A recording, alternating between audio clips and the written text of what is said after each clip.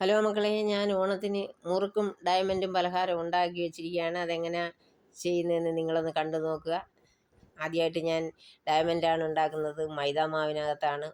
മൈദാമാവിനകത്ത് 2 മുട്ടയും പൊട്ടിച്ച് വെച്ച് ഉപ്പ് ഇട്ട് ചപ്പാത്തി പരുവത്തിൽ കുഴച്ച് വയ്ക്കും. എന്നിട്ട് ചപ്പാത്തി പരത്തുന്നത് പോലെ ഇതിനെ പരത്തിയെടുക്കുക. കട്ടി കൂടുതലാവരുത്, കനം കുറച്ച് വേണം പരത്തേണ്ടത്. ഒരു 4 കപ്പ് മൈദയും 2 മുട്ടയുമാണ് ഞാൻ എടുത്തത്. ഇത് പരത്തിയതിന് ശേഷം കത്തി വെച്ച് മുറിച്ച് ഡയമണ്ട് രൂപത്തിൽ മുറിച്ചെടുക്കണം.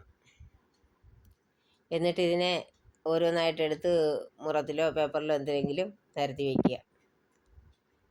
ഞാൻ അങ്ങനെ മുറത്തിനകത്തോട്ട് ഇത് എല്ലാം എടുത്തിട്ടേക്കുകയാണ്.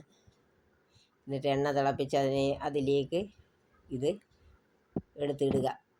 അപ്പോൾ ഒന്ന് ചേർന്നിരിക്കുന്ന അത് കുഴപ്പമില്ല. ചൂടായ എണ്ണയിൽ കിടന്ന് അതെല്ലാം വേർപെട്ട് വരും. എന്നിട്ടൊരു ഇളം റോസ് നിറമാകുമ്പോൾ ഇതിൻ്റെ പരുവാകും. അപ്പോഴേ കോരാവും. അപ്പോൾ എല്ലാം വേർപെട്ട് വന്ന് കണ്ട ഇളക്കിക്കൊണ്ടിരിക്കണം, തിരിച്ചും മറിച്ചും. അങ്ങനെ കോരി അരിപ്പയിലേക്ക് വെച്ച് ഡയമണ്ട് റെഡി ആയിട്ടുണ്ട്. ഇനി പഞ്ചസാര പാണി കാച്ചി ഡയമണ്ട് അതിലേക്ക് ഇട്ട് കൊടുക്കണം. ഞാനൊരു 3 കപ്പ് വെള്ളവും 3/4 കപ്പ് പഞ്ചസാരയും ഒരു നൂൽ പരുവമല്ല, ഇച്ചിരിയും കൂടെ ആവുന്നവരെ ഇളക്കി എടുത്തിട്ട് അതിനകത്തേക്ക് ഈ ഡയമണ്ട് തട്ടിയിട്ട് ഇളക്കിക്കൊണ്ടിരിക്കുക ചെറുതീയിൽ.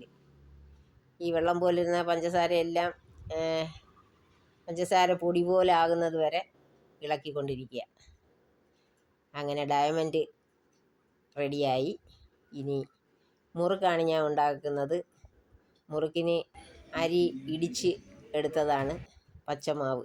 അതിനകത്തേക്ക് ഒരു 250 ഗ്രാം ഉഴുന്ന് വറുത്ത് പൊടിച്ചിട്ട്, എന്നിട്ട് പൊരികടല അതൊരു 200 ഗ്രാം പൊടിയാക്കിയിട്ട്, എന്നിട്ട് ഒരു മുറി തേങ്ങ അരച്ച് ചേർത്ത് ഉപ്പും ഇട്ട് എള്ളും ജീരകവും ഇട്ട്, എന്നിട്ട് ചൂടുവെള്ളത്തിൽ വേണം ഇത് കുഴയ്ക്കേണ്ടത്.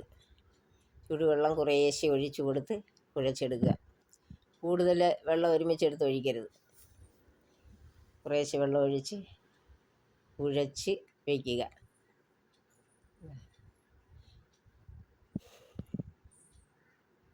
എന്നിട്ടിത് സേവനാഴിക്കകത്താണ് നമ്മൾ പീച്ചേണ്ടത്.